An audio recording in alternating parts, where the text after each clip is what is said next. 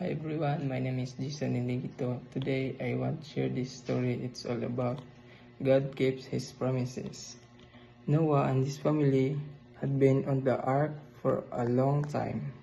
After 40 days and nights of the rain falling, the ark floated across the water.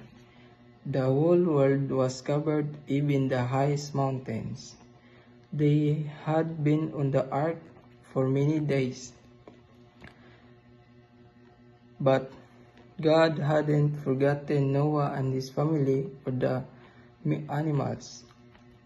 God sent a strong wind over the earth, and the water started to recede. Then one day the ark came to rest in the mountains of Ararat.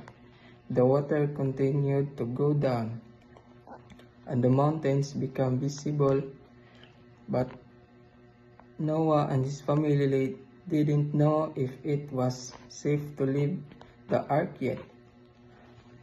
After 40 days, Noah sent out a raven, but the raven was a strong bird.